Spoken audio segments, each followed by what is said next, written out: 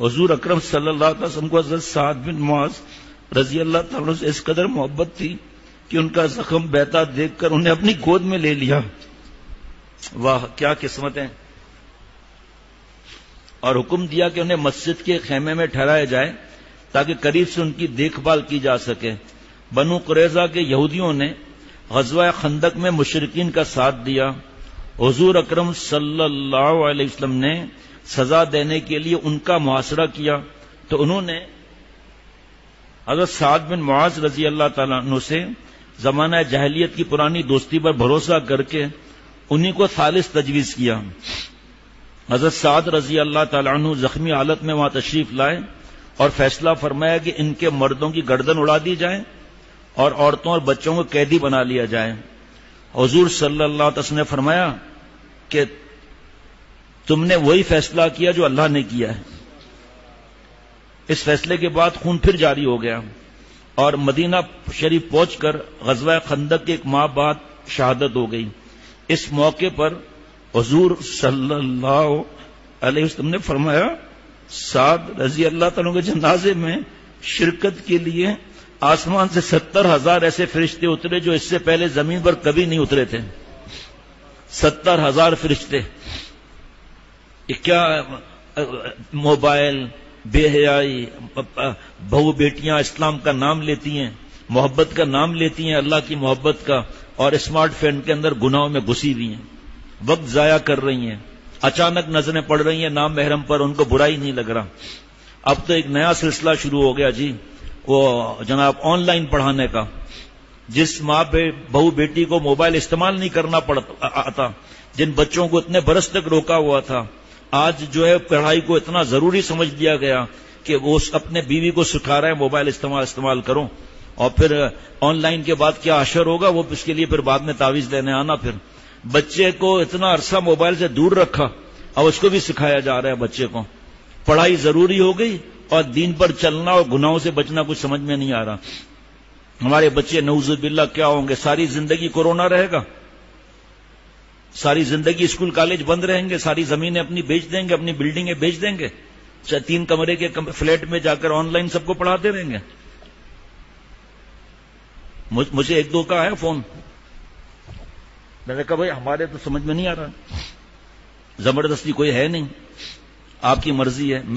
میرے تو دل میں بہت تکلیف ہو رہی ہے، میں تو اجازت نہیں دوں گا، باقی آپ کی مرضی ہے، جہاں سے پوچھنا ہے جو کرنا ہے ہم آپ کے بیچ میں نہیں پڑیں گے. کل کو ہمارے بچے کو یہ ہو گیا، پھر ہمارا بچہ 6 مہینے پیچھے رہ گیا، پھر ہمارے بچوں کو یہ ہو گیا. کوئی طریقہ آپ آ کر بیٹھ جاؤ. قاریہ صاحبہ جب آ کر کمپیوٹر پہ پڑھائے تصویر کے ساتھ تو پھر بات ختم ہو گئی نا، پھر بات ختم ہو گئی. اور جو آن لائن پڑھائے گا ابھی تو ایسے ہی کپڑے پہنے ہوئے ہیں اور سب ایسے ہی حالت ہے، مونچھیں بھی بڑی ہوئی ہیں، اتنا نہیں کہ کنارہ چھپے. اور صبح بدھ ہے، صبح مونچھیں صاف ہو جائیں گی، لیکن ابھی تو آج صبح مونچھیں صاف کر رہے ہیں، بال کو سیٹ کر رہے ہیں، گال کو چمکا رہے ہیں، آنکھوں میں کاجل چلا ہوا ہے. یا 15-20 دن میں یہاں تک بات آگے بڑھ گئی. ایک صاحب نے شروع کیا اور اس کے بعد کہا کہ میں مجھ سے بات بھی نہیں کی، منع کر دیا کہ بھائی نہیں، ہمارے گھر کا تو ماحول ہی خراب ہو جائے گا، میری بیوی تو دیکھ رہی ہے اس کو، تو وہاں بیٹھی ہے نا بچانے کے لیے، تو بیٹھی ہوئی ہے. اور 10 ایک گھر میں تو 5 دن بھی نہیں ہوئے جھگڑا شروع ہو گیا کہ مجھے گیم کھیلنا ہے. بہرحال حضرت سعد رضی اللہ تعالیٰ عنہ طویل قد اور بھاری بدن تھے، مگر ان کا جنازہ بہت ہلکا تھا.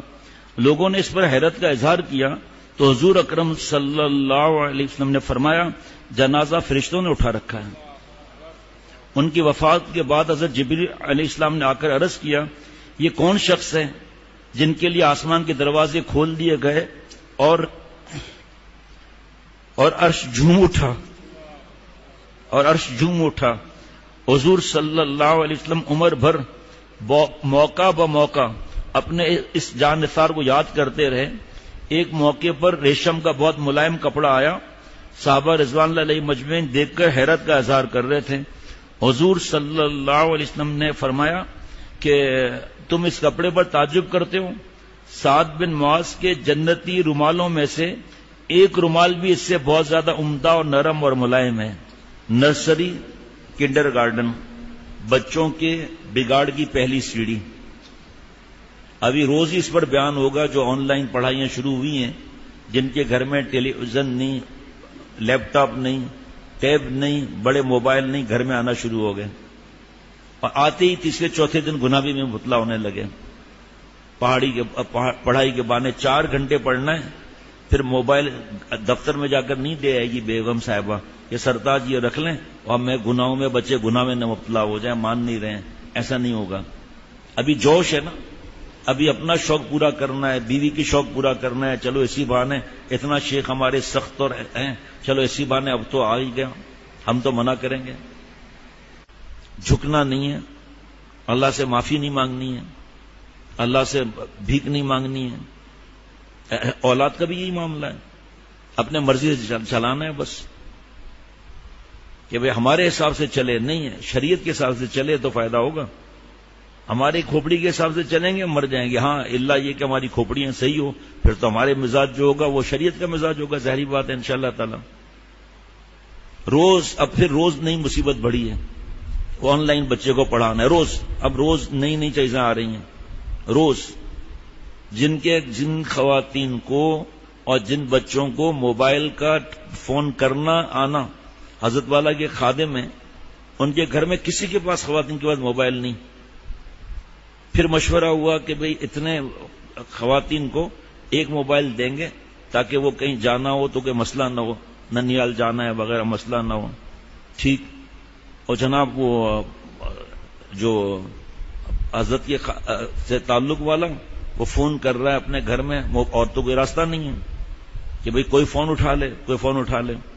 بہرحال 1-1.5 گھنٹے کے بعد فون آ گیا، تو خیریت وغیرہ سب، تو کہنے لگے اچھا، وہ خاتون کہہ رہی کہ اچھا تمہارا یہ نمبر ہے؟ میں نے کہا ہاں۔ تو کہا ہاں یہ ہے، کہ پتہ نہیں میں نے تو ایسے کیا تو نمبر مل گیا، اور میری مس کال رکھی ہوئی تھی وہ نمبر فون۔ اب ان کے گھروں میں اللہ معاف فرمائے اسمارٹ فون آ جائے پھر تو پاگل ہو جائیں گی وہ، تو ان کے گھر میں لیپ ٹاپ ہو جائے وہ بھی پاگل ہوں گی، بچیاں بھی پاگل ہو جائیں گے۔ اس کے بعد بس بار بار انا للہ پڑھتے رہو، پھر کچھ بھی نہیں ہے۔ اب آہستہ آہستہ ویڈیو گیم، پھر آہستہ آہستہ کارٹون۔ اب تو گھر میں تو ہے ہی نہیں نا ہم لوگ، تو اب گھر میں تو ہم ہے ہی نہیں بھائی۔ پہلے وقتوں میں باقاعدہ 3-3 4-4 چیزیں پڑھانے کے لیے، ہنر سکھانے کے لیے بڑی تنخواہوں پر لوگ رکھے جاتے تھے۔ آپ ہمارے بیٹے کو قرآن پاک پڑھائیں گے، آپ حدیث پاک پڑھائیں گے۔ حضرت امام بخاری رحمۃ اللہ نے رات کو مؤلفران ہم بیٹھتے ہیں تو چہل قدمی تھوڑی ہوتی ہے، باتیں ہو رہی ہیں۔ کل بات ہوئی تو ارکم بھی ساتھ میں تھا، دوسرا بیٹا حافظ خضر بھی ساتھ میں تھا، باتیں ہو رہی تھیں۔ میں نے کہا بھئی ہم نے دعاؤں کو چھوڑ دیا ہے بابا، اور کوئی بات نہیں، ورنہ کورونا کیا ہے، اور گناہ نہیں چھوڑ رہے، دعائیں نہیں مانگ رہے، اب تھک گئے۔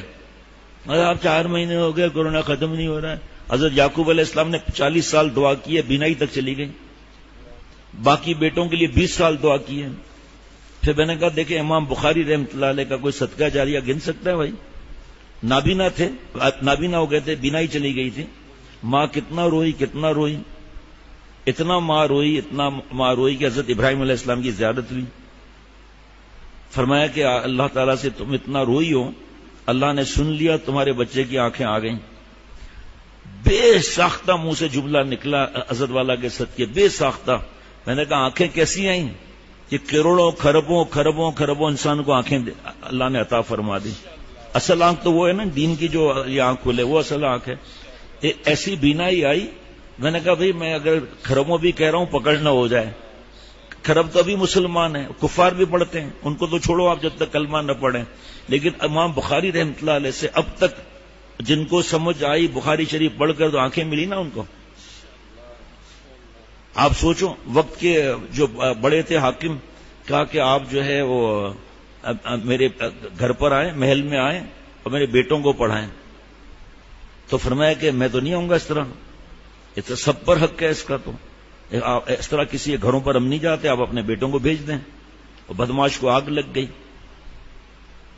تو انہوں نے کہا ٹھیک ہے میں بھیجتا ہوں، لیکن گارڈ ساتھ رہیں گے اور دوسرے طالب علم نہیں آئیں گے۔ تو حضرت نے فرمایا گارڈ آ جائیں، کوئی منع نہیں ہے، دوسروں کو میں نہیں روک سکتا، یہ حدیث پاک پر سب کا حق ہے، چاہے غریب ہو چاہے امیر ہو۔ اور آگ لگ گئی۔ حضرت امام بخاری رحمۃ اللہ علیہ کو ہجرت پہ مجبور کر دیا اس بدبخت نے۔ ہجرت پہ مجبور کر دیا. جب نکل رہے تھے بخارا سے تو آسمان کی طرف دیکھ کر سے اتنا فرمایا اللہ آپ تو جانتے ہیں نا. پھر نیشا پور یا کہیں اور تشریف لے گئے, وہاں بھی ظالم نے ہجرت کرائی. پھر آہ نہ جائے گی میری رائے گاں, تجھ سے فریاد ہے رب جہاں. اس حاکم پر ایسا عذاب آیا کہ اس کو ذلیل کر کے, اب مجھے یاد نہیں ہے جوتوں کا کیا لکھا تھا, لیکن بہرحال ذلیل کر کے نکالا گیا وہاں سے. تو یہ تو خیر ان کا اکڑ تھا, یہ تو بڑے حضرات, لیکن یہ دوسرے جو ہیں وہ بزرگوں سے پوچھ کر پہلے وقت میں دین سکھانے کی فکر ہوتی تھی. آج دنیا کی فکر ہے, وہ جو دیندار کہلاتے ہیں نہیں ہمارے بچے کا حرج ہو جائے گا, پھر یہ ہو جائے گا, پھر وہ ہو جائے گا. گھر کے اندر جس گھر میں ٹیلی ویژن نہیں تھا اس گھر میں لیپ ٹاپ کمپیوٹر آ گیا اور اس پر جو ہے وہ نامحرم مرد آ رہے ہیں اور بچے کو پڑھا رہے ہیں اور ماں دیکھ رہی ہے اس کو. کیا یارو آپ سوچو دادا کیا حالت ہوگی اگر ہم نے کچھ نہیں کیا تو. یہاں بیٹھے ہوئے چند دوست ہیں وہ شروع سے ہی ہوم اسکولنگ کرا رہے ہیں بچوں کو, کام چل رہا ہے. دبئی میں ہمارے دوست ہیں, ایک نہیں 3 گھر غالباً ہے, قطر میں غالباً 2 گھر ہیں, ہوم اسکولنگ کرا رہے ہیں لڑکوں کو. ہمارے دوست وسیع الرحمان ان کے بیٹے نے گھر بیٹھے او لیول اے لیول کیا ہے, آج ماشاءاللہ بڑی کمپنی میں بہت اچھی تنخواہ پا رہے ہیں. کیسے انہوں نے پڑھ لیا؟ ہم سے کوئی پوچھے کیسا ہوتا ہے ہم تو نہیں بتا سکیں گے, مثال بتائیں گے کہ ان سے آپ پوچھ لو کیسے او لیول اے لیول ہوا ہے. کبھی کسی بیان میں اشارہ بھی دیا ہو کہ مت پڑھاؤ؟ یہ ضرور کہا ہے کہ اللہ کے حدود کو نہیں توڑنا ہے ہماری بہو بیٹیوں نے. اگر آپ کے قریب میں کوئی ایسا کالج ہے جس میں کوئی اکاؤنٹس ڈپارٹمنٹ میں, ایڈمنسٹریشن میں اور داخلے وغیرہ میں کوئی ایک بھی مرد نہ ہو اور چپراسی کوئی بھی نہ ہو مرد, پڑھا لو. عورتیں ننگی نہ ہو پڑھانے والی, یہ بھی ہے شرط. بے حیا نہ ہو, بے غیرت نہ ہو, ان کو بے حیا نہ بنائے, پڑھا لو بھائی. اب منع تو نہیں کیا ایجوکیشن سے نا. خواتین کو مجبوریاں ہیں, گھر میں کوئی کمانے والا نہیں ہے, مجبوریاں ہیں, آپ نوکری بھی کر لو آپ, لیکن کہاں کرو گی نوکری آپ؟ ایسی جگہ جہاں ایک بھی نافرمانی اور ایک بھی نامحرم نہ ہو. آپ ہم منع نہیں کریں گے, آپ مدرسے میں پڑھا لو بھائی. خرچے کنٹرول جب تک نہیں کریں گے صبر نہیں آئے گا. خرچے کم کرنا میرے آپ کے اختیار میں ہے, لیکن رسک بڑھانا میرے آپ کے اختیار میں نہیں. آپ یہ جب سے وہ آیا ہے جس نے کالج کا اسٹارٹ کیا پڑھائی کا, اس سے پہلے سب بھوکے مر رہے تھے کیا؟ روز روز نئی ڈگریاں چلی آ رہی ہیں, نئے نئے شارٹ کورسز چلے آ رہے ہیں, ڈپلوما چلے آ رہے ہیں. سب کرو, چلو یہ اللہ کے گھر میں بیٹھ کے کہہ رہا ہوں سب کرو. اللہ کو ناراض میں اور آپ نہ کریں, بس ٹھیک ہے. 20,000 کی تنخواہ ہے, آپ پڑھ کر 1.5 لاکھ کی تنخواہ کر لو, کوئی آپ کو منع نہیں کرے گا. لیکن قرآن پاک تو ٹھیک کرانا ہے نا بھائی. جانا کہاں ہے, اس کی کیا تیاری ہے؟ اور یہ تیاری پیٹ ہے, پیٹ. یہ یونیورسٹی پر ربی زدنی علما لکھنے سے کچھ نہیں ہوگا, الٹا بے ادبی کے جوتا پڑے گا. جو ڈاکیومنٹس میں لکھا ہوا ہے قرآن پاک کی آیت بغیر وضو کے ہاتھ لگ رہا ہے, زمین پر گرے ہوئے کاغذات, اور کیسے کیسے حالات ہیں وہاں. اوپر قرآن پاک کی آیت لکھ کر اور بے حیائی زنا بدماشیاں ہو رہی ہیں, شراب دونوں مل کر لڑکے اور لڑکیاں پی رہے ہیں, گندے کپڑے پہنے ہوئے ہیں. یہ علم وہ ہے جو مولا سے ملا ہے, علم اس کو کہتے ہیں. مزید تفصیل بھی پوچھ لو, بہت بڑی تفصیل ہے اس کی. یہ پیٹ ہے جو منع نہیں ہے, اس کو علم مت کہو اللہ کے واسطے. یہ پیٹ ہے, منع نہیں ہے. ڈاکٹری منع نہیں ہے, انجینئرنگ منع نہیں ہے. اب ڈاکٹر صاحب جو ہے وہ سینئر ہو گئے, اب اپنی آنکھوں سے لوگ دیکھ رہے ہیں کہ لڑکیاں بے حیا ان سے مستیاں کر رہا ہے, وہ قریب آ رہی ہیں ساتھ. کیوں پاس کر دے گا وائوا میں, ریٹن میں تو فیل نہیں کر سکتا, وائوا میں فیل کر سکتا ہے جھوٹ بول کر, اور اس کے پیر چاٹ رہی ہیں. روز بروز اور گندے کپڑے ننگے, اور یہ صاحب داڑھی کے ساتھ ان کے ساتھ مستیاں کر رہے ہیں. گلے میں اسٹیتھوسکوپ لٹکا ہوا ہے اور مستیاں کر رہے ہیں, جگہ جگہ ہاتھ مار رہے ہیں, سب کے سامنے وس رہی ہیں دانت پاڑ کر. ماں باپ خوش ہیں کہ بڑے پروفیسر کے ساتھ میری بیٹی کر رہتی ہے, اس کے ساتھ آؤزاب کر رہی ہے. اور ابھی گھر میں سنا, کئی گھروں میں سنا جا رہا ہوگا, کئی بیٹیاں ہیں. ایک ڈینٹسٹ بیٹی, وہ کہیں سے بیان ملا, اللہ نے بدل دیا. ایسے کئی بیٹیاں مار کھا چکی ہیں, کئی بیٹیاں مار کھا رہی ہیں. یہاں تک کہ ہم کوئی رابطہ بھی ان سے نہیں کر سکتے کہ ہم نصیحت کچھ کر سکیں. لیکن ان کے کپڑے پھاڑے جا رہے ہیں, چھری سے حملہ کرنے کی دھمکیاں. کیا ہو گیا؟ قتل کر دیا. 3 دن پہلے چلی اٹھائی کیا ہوا؟ اور بچی بھی اب جتنا دبایا جاتا ہے نا اتنا اور ایمان مضبوط ہوتا ہے. گردن کاٹ دوں گی، اپنے آپ کو کاٹ رہی ہوں تو کاٹو پھر اپنے آپ کو. بڑے جنونی بن رہے ہیں آ کے پاگل. جوان بیٹی کپڑے پھاڑ کر اس حالت میں دھکا دے رہے نکل باہر نکل باہر، لیکن نکالا تو نہیں. اور ایمان تازہ ہو گیا، پکا ہو گیا. اب مار کھاتے رہو مار کھاتے رہو. جس کو ہندوستان کے فلموں میں مل جائے اور دوسرے دن وہ ڈائریکٹر آ رہا ہو اور چند گھنٹے پہلے اللہ نے دل بدل دیا، آج دین کے کام کر رہی ہیں. ایسا شرعی پردہ ہر بات میں آگے آگے، سنتوں میں بچوں پر کتنا اثر پڑ گیا. ویسے بچے کیا ہوتے، خود کیا ہوتے، بچے کیا ہوتے.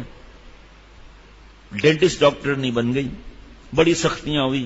اور جی ہمارے خاندان میں ڈاکٹر ہی ڈاکٹر ہیں، اس لیے تمہیں تو کرنا ہوگا ڈاکٹری. گالیاں پتہ نہیں کیا کیا. وہ اماؤنٹ نہیں لوں گا میں، اماؤنٹ کو ڈبل کروں یا آدھا کروں میری مرضی ہے. فلانی گھر کے اندر 75,000 مہینے کی لے کے آ رہی ہے، تمہارے پر ہم نے اتنا خرچہ کیا ہے. کہا اب تو سوری رانگ نمبر.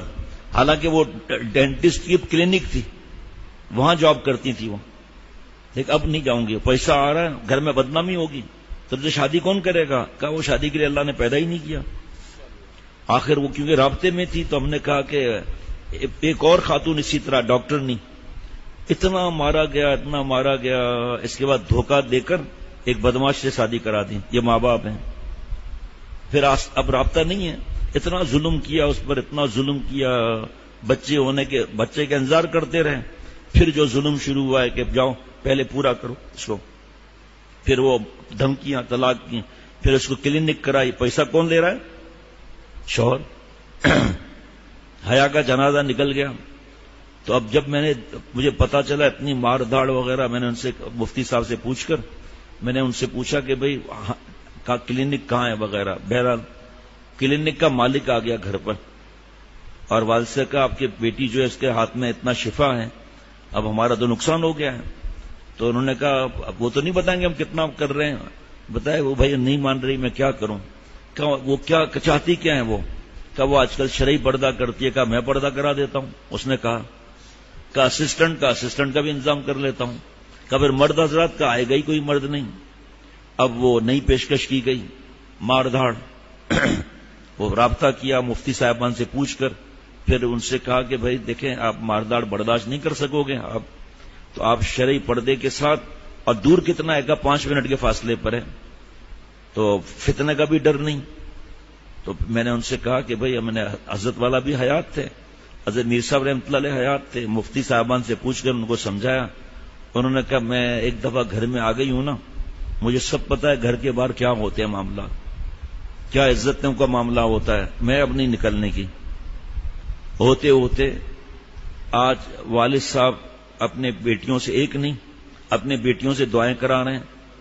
نمازی ہو گئے، داڑھی آ گئی. محترمہ کی اللہ نے بہترین جگہ شادی کرا دی. اللہ تعالیٰ کی رحمت سے بچے بھی ہیں اور زندگی ٹھاٹھ سے گزر رہی ہے. ان کے سسر بھی ماشاءاللہ نیک، الحمدللہ ہر بات میں اطاعت. جو کہہ دوں ختم بات، پورا گھر. ایک بار جو کہہ دیا نا ختم. تو سسر نے کہا گھر کے پیچھے میں ہاسپٹل بنا رہا ہوں اور اس میں تو آپ کو پردے کا یا اس کا کوئی مسئلہ ہی نہیں ہے، میرے ساتھ جاؤ گی میرے ساتھ آؤ گی. اب میں خود وہاں پر مالک ہوں وہاں کا، تو ایک راستے الگ کر دیں گے، پاسبان بٹھا دیں گے سب.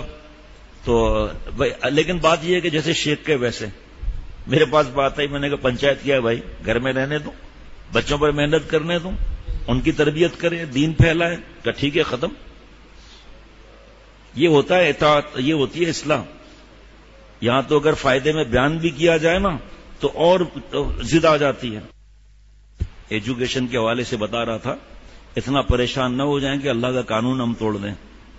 پڑھ لیں گے لیکن بات کے جو نقصان ہے وہ بھی دیکھ لینا آپ اس کو. اور پھر میں نے الحمدللہ 2 دن سے کہنا شروع کر دیا ہے کہ بھئی آپ کے حساب سے آپ لوگ خود دیکھیں. میں تو منع کر رہا ہوں کہ اپنے گھر کو برباد مت کرو، بیٹے بیٹیوں کو برباد مت کرو.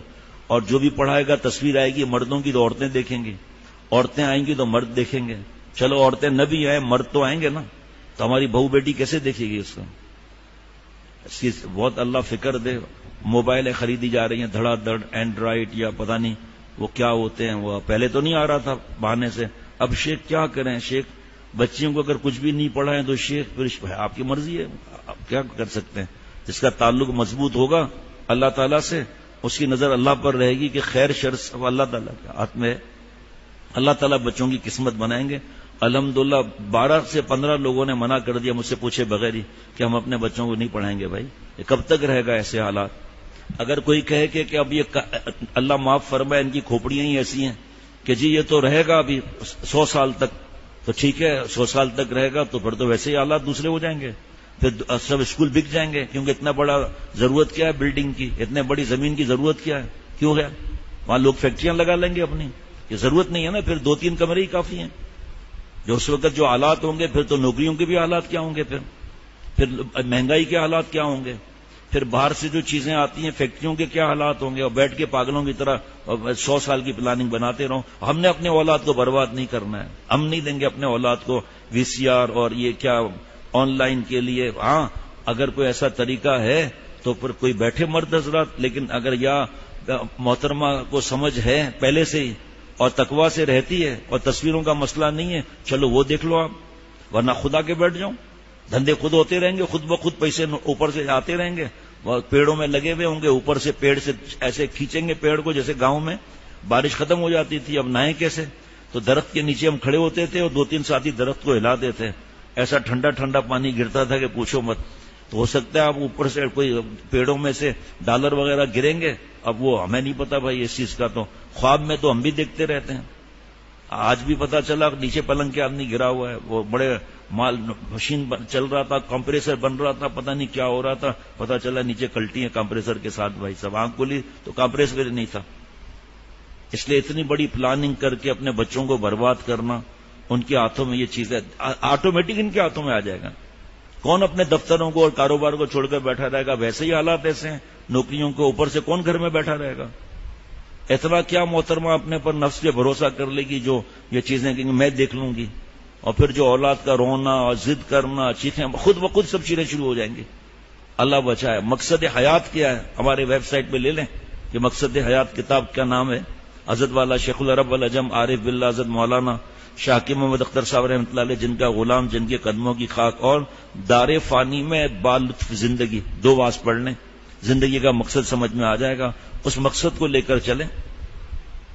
اب تھوڑا پیسہ ڈھیلا کریں، بچے کو پڑھانے کے لیے بلائیں جس کو بلانا ہے. زیادہ تر بچوں کو خواتین بلاتی ہیں، شرعی پردے کا انتظام کر کے شرعی پردے والی کو بلائیں. وہ داخلہ پھر نہیں ملے گا، پھر 5 مہینے بڑھ جائیں گے، پھر بچے کا مستقبل کیا ہوگا؟ کس کے ہاتھ میں میرا آپ کا مستقبل ہے بھائی؟ والعاقبۃ للمتقین. انجام تو متقیوں کا ہے، باقی کا کس چیز کا انجام ہے؟ اللہ عافیت والی حیات عطا فرمائے. یہ معاشرے کے بھاؤ پر اللہ تعالیٰ تیرنے سے ہمیں بچائے.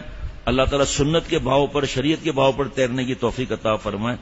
ابھی ایک صاحب میں اور دوسرے شہر سے فون کیا کہ وہ فارم بھرنے کے لیے مدرسے کا، اب امرود قسم کے آ رہے ہیں، مجھے کیا کرنا ہے؟ اب وہ ان کے پاس گنجائش نہیں، گنجائش ہے شیخ، مجبوری ہے اسمارٹ فون کی، اب کیا کر سکتے ہیں؟ ہم بھی کیا کریں گے؟ جس کو 100 دفعہ غرض ہوگا وہ اس حالات میں بہے گا نہیں، اور تقویٰ اختیار کرے گا تاکہ ڈپارچر کا وقت آ جائے تو اللہ تو خوش ہوں. باقی ہمارے مرنے کے بعد کیا ہوتا ہے اس میں ہم کیا کر سکتے ہیں بھائی؟ جو ہمارے اختیار میں زندگی میں کر سکتے ہیں نا. جوان بیٹیوں کو اسٹارٹ کرا دیا بس موبائل، 20 دن بھی نہیں گزرے دھڑا دھڑ گھر کا ماحول بدل رہا ہے. السلام علیکم ورحمۃ اللہ وبرکاتہ.